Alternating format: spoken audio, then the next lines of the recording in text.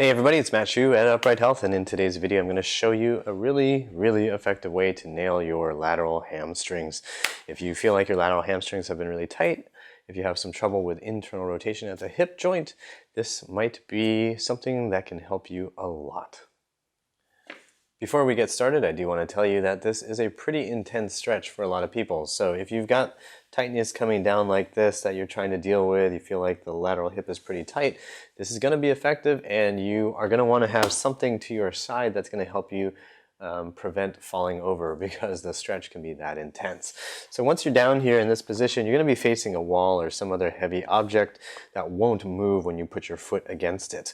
So you're going to put your foot right up against it so the heel is jammed up against the wall or pretty close to, and the toes are pushed back. So this basically puts us and locks us into dorsiflexion of the ankle. Again, I'm holding onto this guy right here.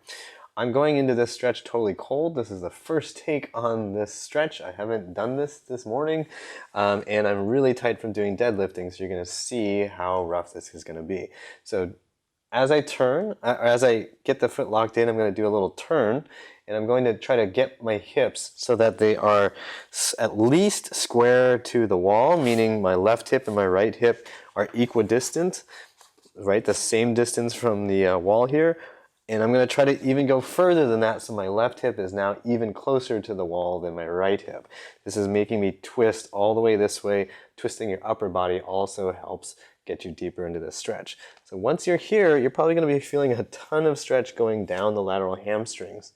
Some of you may not even be able to twist this much or be leaned forward this much, right? Some of you may be here and just find it difficult to even get a little bit of a twist. That's fine for you. Now, if you're starting to stretch off and you already feel like the calves are what's stopping you, then you don't get to do it like this. You're gonna back out, okay? You're just gonna be here, let the toes point, and then do the twist and try to aim that stretch into the hamstrings. If you find that that still doesn't do it, and that you still feel calf stuff, you may need to bend the knee a little bit, just a smidge, so that you can aim the stretch a little bit higher into the belly of the hamstring muscles. Okay, so for everybody who's able to get right here, you're going to have that foot up against the wall. We've got that twist, we're all good here, and then we're going to start going forward into this stretch. Still trying to keep the hips twisted, still trying to angle that way. We're going to try to get down into it. Now, I'm hitting a pretty noticeable stiff point here. So when we hit these points, we can start using contract, relax to help us out. So there's a number of ways we can do this. One is to try to use the hamstrings and push the heel down into the floor, which I'm doing now. I'm feeling the hamstrings work, and it's uncomfortable. And one sensation you may get while doing this is that you can't really tell what you're using.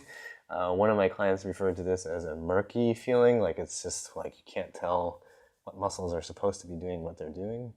And then you relax. So you're just counting to 3 on these contractions. You go 1, 2, 3, and then relax. 1, 2, 3, and then relax. Then you can go up the opposite way. I'm using my hand to create resistance. It's as if I'm trying to lift the leg up. A lot of you will not be able to do that because of your hamstrings, and that's okay. But I'm going to push down, and I'm going to try to lift up, and then relax. And then I'll do it again, lift up, and then do it again. When I'm doing that, I feel the hamstrings actually stretch quite a bit. I think it's actually best interpreted as eccentric contraction, because I'm firing the hip flexors and the quads, and the hamstrings are going to have to do a stabilizing activity there to make this a possible motion.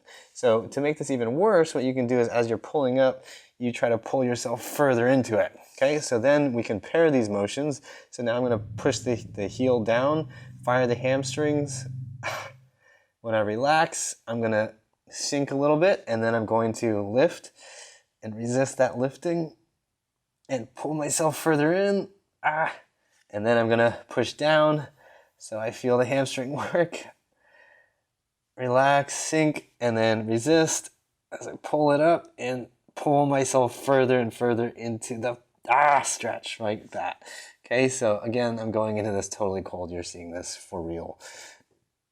Down, sink, and then up. So another thing to pay attention to is that you pay attention to the spinal position. You don't want to just you don't just want to curl your back to get there. You do want to make sure you're getting hip flexion to get into that position. Now there's another contraction that we can do here, and that is pushing the toes into the wall.